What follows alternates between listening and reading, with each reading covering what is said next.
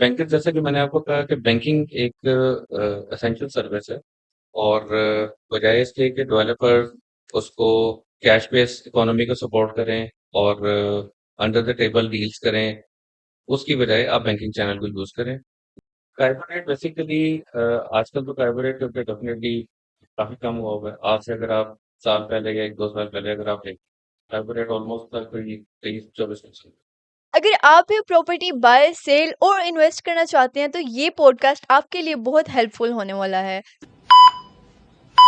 अस्सलाम वालेकुम everyone, this is your host Bareera Shah from the platform of property talk. और आज के पॉडकास्ट में हम बात करने जा रहे हैं एक बहुत ही इम्पोर्टेंट टॉपिक पर, which is strong connection between real estate and banking।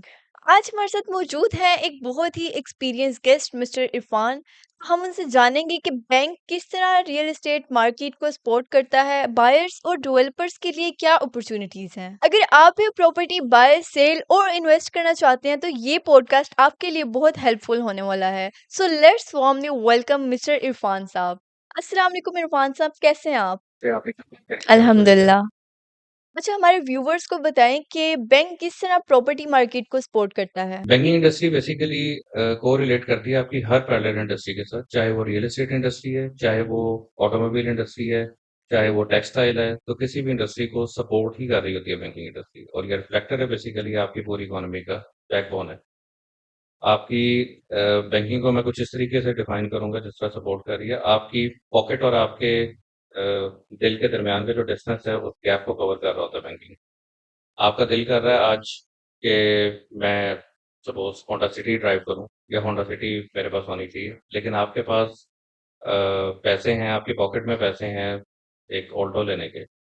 तो ऑल्टो सपोज अगर 3 मिलियन की है, और 3 मिलियन और होंडा सिटी का अगर 5 मिलियन के, तो उस गैप को कवर आपकी बैंकिंग करती है। तो आपकी ओके। ख्वाहिशात जो आपके दिल से रिलेट कर रही हैं, और जो आपका पॉकेट का गैप है, वो बेसिकली बैंकिंग कवर करती है। अब आप इस चीज़ को हर इंडस्ट्री में आप इम्प्लीमेंट कर लें, चाहे वो रियल एस्टेट है, चाहे वो ऑटोमोबाइल सेक्टर है, चाहे वो कोई बिजनेस सेगमेंट है, किसी में भी आप कर लें तो उसमें बैंकिंग आपको इसी तरह सपोर्ट करती है। ठीक हो गया। अच्छा सर, हमें ये बताएं कि काइबर रेट प्रॉपर्टी बायर्स के लिए कितनी आसानियां ला रही है। कार्बोरेट बेसिकली आजकल तो कार्बोरेट क्योंकि डेफिनेटली काफी कम हुआ हुआ है। आज से अगर आप साल पहले या 1-2 साल पहले अगर आप देखें, कार्बोरेट ऑलमोस्ट तक 23-24%, जो कि अच्छा। किसी भी लिहाज से। बिल्कुल। आज फाइबर रेट गवर्नमेंट की पॉलिसीज की वजह से, स्टेट बैंक की मेहरबानी की वजह से ऑलमोस्ट 11% पे आ गया, जो कि अभी मजीद सिंगल ओके। डिजिट में जाएगा। और हम्म। ये आपका पॉजिटिव इम्पैक्ट इसका आता है इकोनॉमी पे भी, और आपकी रियल एस्टेट इंडस्ट्री पे भी, और आपकी ऑटोमोबाइल इंडस्ट्री पे, बल्कि इवन के हर सेक्टर पे आपका इसका पॉजिटिव इम्पैक्ट आता है। आपको लोनिंग ओके। में जी पॉजिटिव जी। इम्पैक्ट आता है, आपकी मॉर्गेजेस में सपोर्ट करता है, हम्म। कोई गाड़ियों की फाइनेंसिंग में सपोर्ट करता है। तो कार्बन रेट का कम होना पॉजिटिव इम्पैक्ट है overall। ठीक। अच्छा, ये बताएं कि इंटरेस्ट रेट बढ़ने या कम होने का प्रॉपर्टी की प्राइसेस और डिमांड पर क्या असर होता है। इंटरेस्ट रेट कम होने से पॉजिटिव इम्पैक्ट आता है कि प्रॉपर्टी की प्राइसेस पे, यानी कि प्रॉपर्टी प्राइस एनहांस होती है। जो लोग जिन्होंने बैंकों में इन्वेस्ट किया होता है या बैंक्स में अपने सेविंग अकाउंट्स में रखा होता है और उसका प्रॉफिट एंटरटेन कर रहे होते हैं, वो डाइवर्ट हो जाते हैं आपके ऑटोमोबाइल सेक्टर पे या आपकी रियल एस्टेट पे। ये सबसे आसान तरीका है, ये सबसे आसान और एक बरसों का आजमूदा एक सेक्टर है कि जिसमें लोग इन्वेस्टमेंट करते हैं। तो बैंक से डाइवर्ट होके लोग इसी तरफ ही आते हैं आमतौर पर। ठीक हो गया। अच्छा, जो यंग बायर्स हैं जो पहली दफा घर लेना चाहते हैं, उन्हें फाइनेंसिंग के लिए क्या एडवाइस देना चाहेंगे। अच्छा, यंग बायर्स में बेसिकली एडवाइस उसमें ये है कि बजाय इसके कि वो इंतज़ार करें कि हम किसी मेच्योरिटी एज पे जाएं, या इंतज़ार करें कि हम आज 50,000 सेव करने की मोड में नहीं है, या उस कैपेसिटी में नहीं है कि हम 10,000 सेव करने की कैपेसिटी में हैं, तो वो जितना भी सेव कर सकते हैं, उनको चाहिए कि आज से शुरू करें। बजाय इसके, मैं आपको एक एग्जांपल दूंगा। मेरे जी जी। एक मेरे जानने वाले जो एक गवर्नमेंट ऑफिसर रहे, और सारी जिंदगी उन्होंने अ, सरकारी घर एंजॉय किया, और अच्छा अच्छा। ऑलमोस्ट 58 ईयर्स की एज में आके उनको याद आया कि मैंने तो रिटायर भी होना है, ओ। और ये सारा सरकारी घर और ये सारी चीजें आसाइशें मेरे से एक दफा प्लीज छीन वापस हो मुझे ले वापस जाएंगे, करनी ठीक है। पड़ेगी। तो मतलब वो जब उनका 1 साल रह गया, 2 साल रह गया रिटायरमेंट का, तो उस वक्त उन्होंने प्लान करना शुरू किया, जो कि नियरली इम्पॉसिबल होता है। हम्म।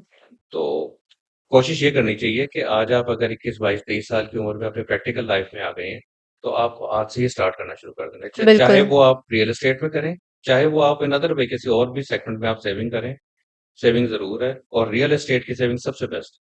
अच्छा, एक डेवलपर को बैंक के साथ स्ट्रॉन्ग रिलेशन बनाने के लिए क्या करना चाहिए? बैंकिंग जैसे कि मैंने आपको कहा कि बैंकिंग एक एसेंशियल सर्विस है और बजाय इसके कि डेवलपर उसको कैश बेस इकोनॉमी को सपोर्ट करें और अंडर द टेबल डील्स करें, उसकी बजाय आप बैंकिंग चैनल को यूज़ करें। वो आपको बिल्कुल। सपोर्ट करेगी, आपकी इकोनॉमी को सपोर्ट करेगी, आपके इदारे को सपोर्ट करेगी और ऑब्वियसली बैंकिंग को भी सपोर्ट करेगी। तो ये बेसिकली कोरिलेशन है आपस में एक-दूसरे हुँ, के साथ। हुँ।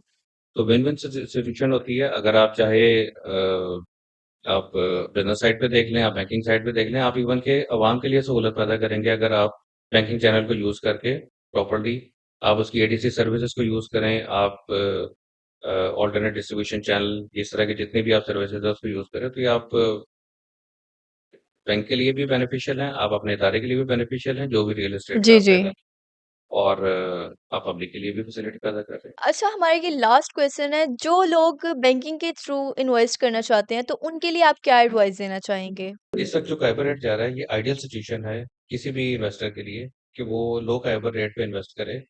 जहाँ मैंने आपको जैसे पहले बताया कि 24% पे 23% पे काइबर था और अब इस वक़्त वो जा रहा है तकरीबन 11% पे और ये अभी और लो रेट्स पे आना है। तो ये आइडियल सिचुएशन है किसी भी इन्वेस्टर के लिए कि वो मॉर्टगेज करवाए, बैंकिंग फैसिलिटी को एन्जॉय करे। एक किस्म की सेल लगी हुई है और इस सेल में अगर आपने एन्जॉय ना किया, इस सेल को अगर आपने एंटरटेन ना किया तो you will be a loser. Thank you so much sir, आज आप हमारे इस पॉडकास्ट में आए। उम्मीद करते हैं आपको हमारा पॉडकास्ट अच्छा लगा होगा। मज़ीद ऐसी इन्फॉर्मेटिव वीडियोस देखने के लिए हमारे चैनल को सब्सक्राइब करें, लाइक करें, शेयर करें और कमेंट करना मत भूलिएगा। मिलते हैं आपसे अगले पॉडकास्ट में। अल्लाह हाफ़िज़।